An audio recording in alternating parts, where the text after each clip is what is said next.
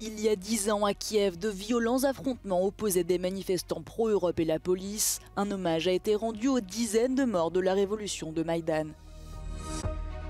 L'Union européenne doit consolider son industrie de la défense. C'est l'une des priorités d'Ursula von der Leyen. La veuve d'Alexeï Navalny demande à l'Union européenne de cibler davantage l'entourage de Vladimir Poutine. Le corps de l'opposant russe est toujours refusé à sa famille. Julian Assange sera-t-il extradé vers les États-Unis? La justice britannique doit bientôt se prononcer sur le sort du lanceur d'alerte. Pour la seconde fois ce mois-ci, le personnel au sol de la compagnie aérienne Lufthansa est en grève. Seulement 10 à 20% des vols seront assurés ce mardi.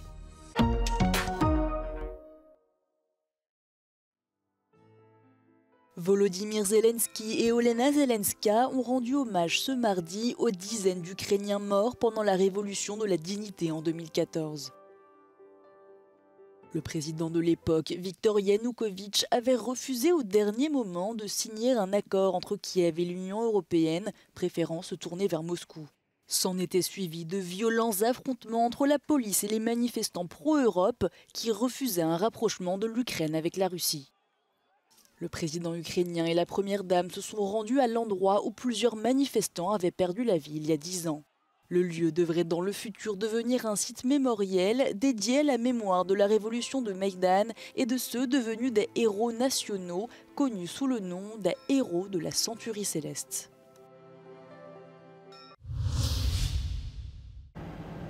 Renforcer la défense européenne est l'une des priorités de l'actuelle présidente de la Commission européenne, Ursula von der Leyen, qui vient d'annoncer sa candidature pour un nouveau mandat.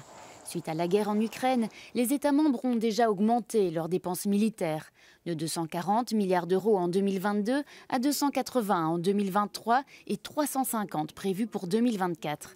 L'Union veut maintenant plus de coopération.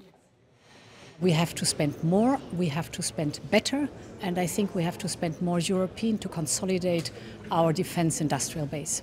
La première étape sera une stratégie industrielle de défense européenne qui sera présentée dans les prochaines semaines, comme l'a annoncé Ursula von der Leyen.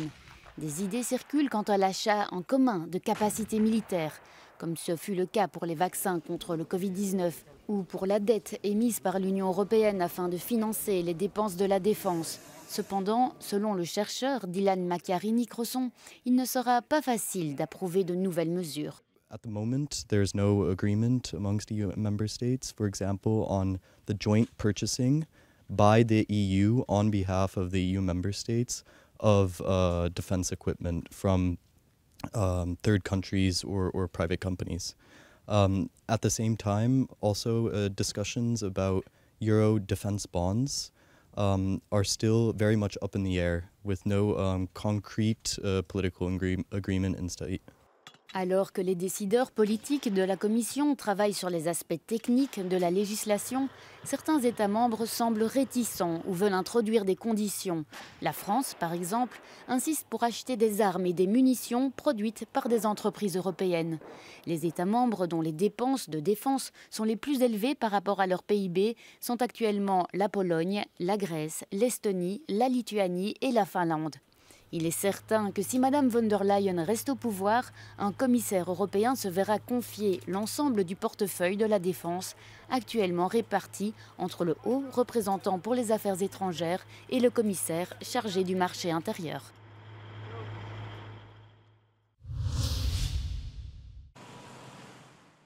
En bloquant les routes qui mènent vers l'Ukraine, ces agriculteurs polonais veulent faire entendre leur colère.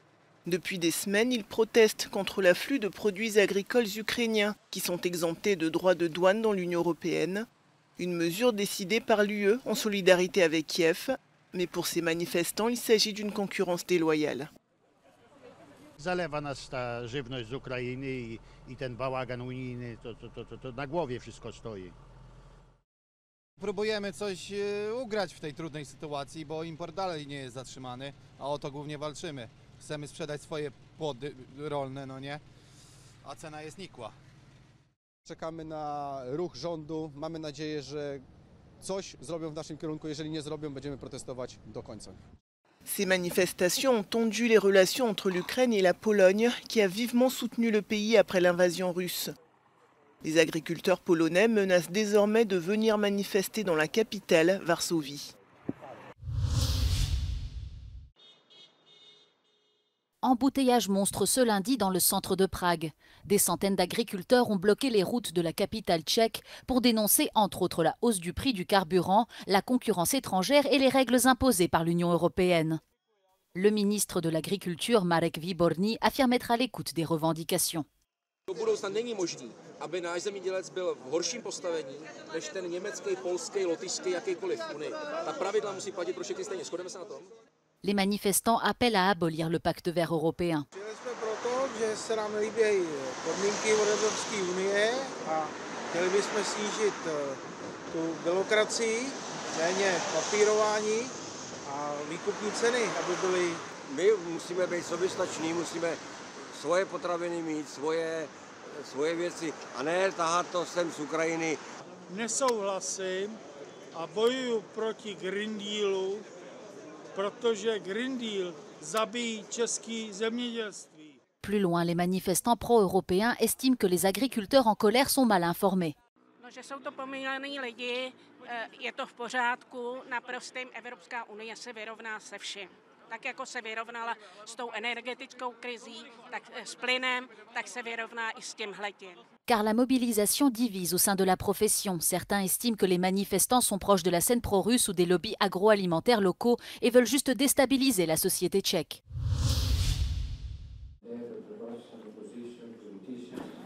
Elle a décidé de monter au front pour défendre la mémoire de son mari.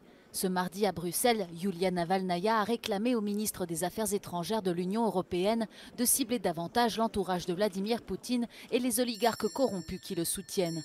Pour le chef de la diplomatie européenne, Josep Borrell, le régime russe est responsable de la mort de l'opposant. In the middle of the meeting, we receive Yulia Navalnaya. And we pay tribute to the memory of Alexei Navalny, that, as you know, he was slowly murdered in a Russian jail by Putin's regime. I think these are the words. Slowly murdered in a Russian jail by Putin's regime. Yulia Navalnaya est apparue lundi dans une vidéo où elle accuse le dirigeant russe d'être directement responsable de la mort de son mari. En Russie, la famille traverse un nouveau supplice car on l'empêche de récupérer le corps de l'opposant. Sa mère, Lyudmila Navalnaya, s'est rendue à Salehard, capitale du district de Yamalo-Nenetsi dans le Grand Nord russe, où Alexei Navalny purgeait sa peine de 19 ans pour extrémisme. Après plusieurs heures d'attente, elle s'est finalement fait expliquer qu'elle n'était pas autorisée à pénétrer dans une morgue où il pourrait être conservé et que les enquêteurs mèneraient pendant au moins 14 jours une prétendue expertise chimique sur sa dépouille. La mort d'Alexei Navalny a eu un écho dans toute l'Europe et au-delà. Des veillées sont organisées dans de nombreuses capitales. À Rome, un rassemblement aux chandelles a réuni des centaines de manifestants qui ont exprimé leur colère suite à la mort de l'opposant russe. C'est une mesure qui pourrait bien réchauffer les relations entre Budapest et Stockholm. La Hongrie lève les freins sur l'adhésion de la Suède à l'OTAN après plus de 18 mois d'atermoiement.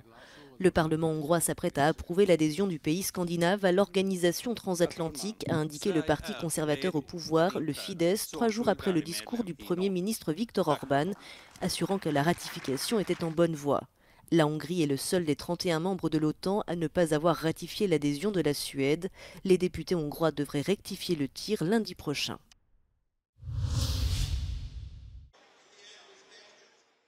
Semaine cruciale pour le fondateur de Wikileaks, Julian Assange. La justice britannique doit se prononcer sur son extradition vers les États-Unis. Mardi, des centaines de manifestants se sont rassemblés devant la Cour royale de Londres pour apporter leur soutien au lanceur d'alerte australien. Sa femme, Stella Assange, en faisait partie. It's an attack on all journalists all over the world. It's an attack on the truth and it's an attack on the public's right to know. Julian is a political prisoner and his life is at risk. What happened to Navalny can happen to Julian. Le lanceur d'alerte a par le passé publié documents et vidéos accusant l'armée américaine d'avoir tué des civils en Irak et en Afghanistan. S'il est extradé vers les États-Unis, il risque jusqu'à 175 ans de prison pour espionnage. La justice britannique doit décider si elle accorde ou non à Julian Assange le droit de faire appel de son extradition. Le calendrier de la décision reste inconnu, elle pourrait être rendue avant le week-end ou dans plusieurs semaines.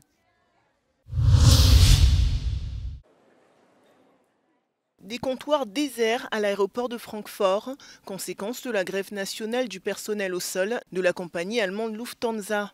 Un mouvement social qui affecte environ 100 000 passagers. Certains soutiennent les revendications des grévistes qui réclament une hausse de salaire de 12,5%. Finde ich schon okay, weil der Arbeitgeber wird nicht von sich aus kommen und mehr Geld anbieten. Also muss schon ein bisschen Druckmittel hinter sein. Ja gut, jeder muss mal streiken, aber verstehen tue ich es nicht, dass man das so unkoordiniert macht. Und es sollen ja auch, glaube ich, morgen Verhandlungen stattfinden. Da hätte man ruhig warten können. Début février, une grève pour les mêmes motifs avait conduit à l'annulation de près de 90% des vols. Jusqu'à présent, les propositions de Lufthansa ont été jugées insuffisantes. Sagen wir mal, die letzten 2-3 Jahre waren extrem für das Bodenpersonal auch herausfordernd, es vorsichtig zu formulieren. Und von der Arbeitgeberseite kam relativ wenig. Und jetzt kam irgendwann die Entscheidung, es reicht. Die Angebote reichen den meisten nicht. Und die Solidarität zeigt sich eben mit dem Dabeisein und wir stehen dahinter. Selon la compagnie aérienne, entre 10 et 20% des vols prévus seront assurés ce mardi. Les négociations reprendront mercredi matin, juste après la fin de la grève.